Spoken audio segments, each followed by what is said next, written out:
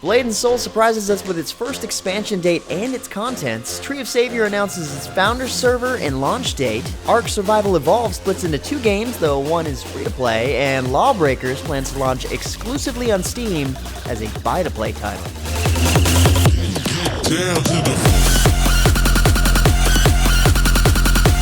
What's happening, guys? James Boulan here with MMOHuts.com with a quick weekly recap for MMO news and announcements for the week ending March 21st, 2016. Starting on the news this week is the launch of Neverwinter's latest expansion for PC, the Maze Engine. This is the 9th expansion for the game that continues the Underdark storyline, pitting players against the powerful new demonic threats, Baphomet and Orcus. New visuals have overcome Castle Never, seeing that it is now under the control of the Prince of Undeath himself, Orcus. With the new mount system introduced, players can now customize their favorite mounts with abilities from other mounts. These are just some of the features offered in the new expansion, most of which I've mentioned in past recaps, but apparently, according to Neverwinter's executive producer, the Maze Engine is the first of several large updates coming to Neverwinter in 2016, so with as much content as they're pushing out, they're not slowing down anytime soon. But if you think they're pushing out content fast, NCSoft just announced and it's about to release an earlier than expected update for Blade & Soul known as the Silverfrost Mountains expansion. This is the first major expansion to Blade & Soul in its Western form, according to NCSoft, and according to its players, they didn't expect to see this release until sometime in April at the earliest, but instead it's set to release March 23rd, that's this week. So apparently when NCSoft wants to play catch-up to other versions of the game, it doesn't mess around, whether its players are ready or not. I can't remember the last time when a MMO released content almost faster than its community can handle it. Anyway, Silverfrost Mountains brings in a new land to explore, with new enemies and new treasures to discover, but that's sort of just the start of it. This update is the long-awaited arrival of level 50, and it's pretty universally agreed upon that the game's esports focus has been balanced well for sometime around the level 50 level cap marker. So with that, they've also launched the first PvP season. Now, those more into the PvE spectrum will have just as much to be excited about with this expansion. Act 4, Part 1 and 2 of the cinematic story continues, so that means new zones to explore, 4- and 6-man versions of the Awakened Necropolis, Avalanche Den, and Lair of the Frozen Fang are coming to challenge your party's coordination. Too much to talk about for one recap. Check the Silverfrost Mountains preview article from the link in the description below to find out more information about what's coming this week, March 23rd, and a little bit beyond. Back over to Perfect World Entertainment, and speaking of expansions, Perfect World International announced its 12th expansion this past week, known as Elysium. This update marks the game's largest expansion to date, ready to introduce a fully customizable homestead building system, a max level 10 player instance, and weekly cross-server PvP tournaments for highly sought-after rewards. And in addition to the massive expansion, Perfect World is finally making its debut on Steam. Guess they figured the ARK client isn't enough to cover it.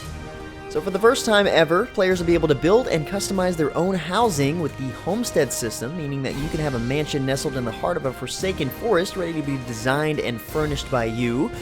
These homesteads can serve a safe haven for wandering travelers, where players can also craft items, offer contract jobs, and generate demanded resources.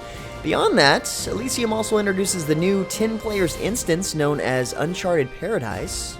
Unfortunately, PWI rarely puts out new videos, so you're having to see some really old footage here, but I can say that they're not lying, saying that this is a massive update. I just touched on a few features here, no launch date as of yet, but keep an eye out for more information at MMOHuts.com as it becomes available. And if we're lucky, the update might just be enough to justify a new trailer, perhaps? Probably not. Even more game updates this past week. Skyforge launched its Dark Omen update that contains a brand new quest line and tools to improve the quality of life for Pantheons. As a smaller update, the Allowed team indicated that Dark Omen is an update setting up and enhancing gameplay for a future expansion that will come soon and focus on the highest level of players.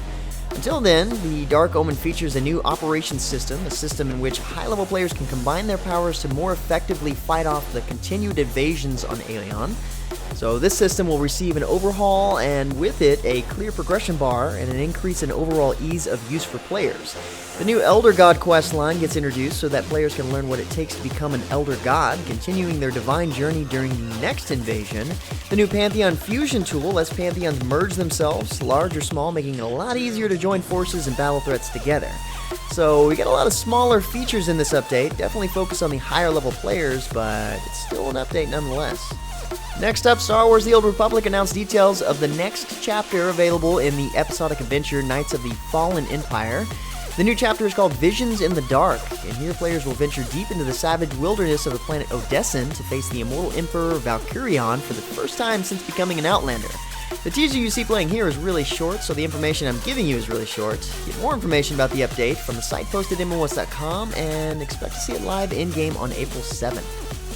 Also last week, IMC Games, developer and publisher of Tree of Savior, has announced its head start and launch dates for Tree of Savior's English servers. The game is set to launch on Steam first, with a Founders server, giving players who purchase the Founders Bundle exclusive access to the servers before its public launch. Now, the idea behind this early access is to prevent bot accounts from the early days of the game's service, and to offer stable early environments for players, according to the developer's official statement anyway. It's also a good way to sell Founders Packs, offering early access, if you ask me. Founders Packs start at $20, go up to $30 and a $50 options that offer 1, 2, and 3 months exclusive access to the game before the game launches free-to-play to the public on June 19th. The Founders Packs are now available for purchase as of March 16th, and exclusive early access for the $50 Founders Pack starts tomorrow, March 22nd, and the other Founders Packs following 1 month apart from one another. Again, the game officially launches free-to-play to everyone on June 19th. Next up, we've got a little update to the gameplay on Skara, The Blade Remains, a battle arena type game kind of like Nosgoth or Panzer that's been in development for a little while now. We've covered the game in the past a few times, but we really haven't looked back at it in a while, and I've got to say, it has come a long ways. The last time I mentioned it in a recap, it looked more like this. And now, the latest gameplay trailer you see playing here, still from its alpha build, looks like this, and introduces a new team deathmatch game mode. Looks like it's coming along together pretty well, if I'm not mistaken. The combat is definitely good looking so far. As a reminder, the game is free to play, but it's currently in an early access alpha-like state for a buy-in price, though I think we're going to start keeping a closer look on the development of this game. Exciting news for Trove fans incoming. The first major expansion for the game is finally on its way. The expansion is called Mantle of Power, and it's focused heavily on progression. So now there are 10 new levels per class, a brand new gym system that augments each of the 14 classes with a ton of new abilities, and plenty more. All of the game's updates prior have been about adding in classes, biomes, mounts, dungeons, etc., but now that the core systems and the features are in place, the Mantle of Power focuses more on stuff to do in the game, late game stuff.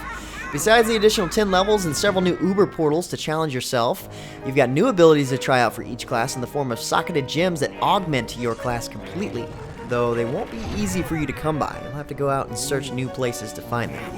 Think of it like getting all the Val skill gems in Path of Exile, if you know what I mean.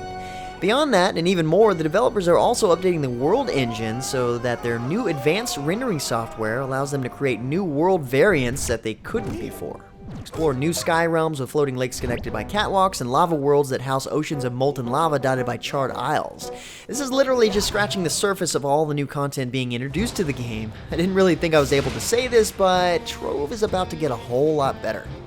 Next up, some interesting news came in for one of my favorite games out right now. Last week, ARK Survival Evolved pulled an H1Z1 type move, sorta, and split into two separate games. ARK Survival Evolved as the base game, and ARK Survival of the Fittest as a standalone Hunger Games style survival arena. And the coolest part is Survival of the Fittest is now free to play, pretty much what they should have done with H1Z1 in my opinion, but that makes me like ARK even more, even though I don't typically play the PvP aspects of the game. Survival of the Fittest is set up in two different types of survival, last man standing type game modes, one that lasts 30 minutes and the other that lasts 3 hours, and obviously the idea here is to craft and tame dinos and be the last one standing.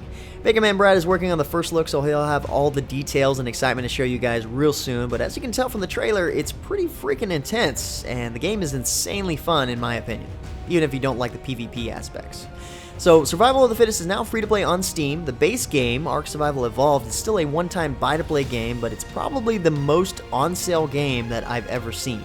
So, whether it's on Steam or on the Humble Bundle, you can pretty much get the full game for around 12 to 15 bucks most of the time, and in my opinion, it's well worth it. Moving along, but speaking of Steam, Boss Key Productions announced last week during GDC that Lawbreakers will be available exclusively on Steam at launch, and that you can already add the game to your Steam wishlist. What's more is that Boss Key also announced Lawbreakers as a digital premium title, and therefore dropping the free-to-play option and going with buy-to-play. Man, 2016 is not turning out too good for the free-to-play industry. Between the stuff shutting down and the other stuff just randomly going buy-to-play or whatever, we really can't seem to catch a break. Well, I guess that ARK news I just mentioned is pretty cool, but still, it's getting kind of ridiculous. Now, a price has not yet been announced, though they did say that it will not have the $60 price point of a traditional box product. I guess that's one way to compete with Overwatch. The main reason Boss Key decided on buy-to-play versus the free-to-play model is to ensure an even playing field by giving fans access to every available role without barriers instead of, the free-to-play method of unlocking characters as you play. Boss Key released a bit more information about their philosophy along with a very useful FAQ, so head over to the site posted at MMOHuts.com from the link in the description below to read up on all the details. It's worth a read. On a similar note, the only game like it that isn't now buy-to-play, Paladins released its weekly patch overview video. Closed beta patch 19 brings in the new Serpent Temple map, takes away the capture-only game mode, adds in a feature that allows you to automatically upgrade your cards throughout a match, and plenty more. The new Serpent Temple map is a new payload map exclusive, and with that, they've also temporarily removed the map voting system to help increase queue times, and instead they brought back separate queues for each game mode. As far as champion balance changes go, Androxus gets a buff, and so does a few other characters with projectile speed and damage. This one's a smaller, more fine-tuning update, but it's still a game changer. And finally, for a last bit of news, Smite introduces the 2016 SBL season ticket. The latest goddess, Skadi, the Norse goddess of winter, and celebrates its second birthday. The 2016 season ticket marks the start of a special event in Smite that lasts for the entire Season 3 of Smite Esports, and once unlocked, you can earn fantasy points through various means to unlock exclusive skins, icons, and plenty other rewards. There are two ways to earn these fantasy points. The first way is to win any mode in Smite that rewards you with experience, and the second way is to vote on esports matchups. And this is an even more rewarding way to win points, because if you vote on the right teams, you win even more points. Just unlocking the ticket will get you the SBL Bologna skin, but there's an entire list of stuff that you can unlock with the points, so head over to smitegame.com to see what's at stake.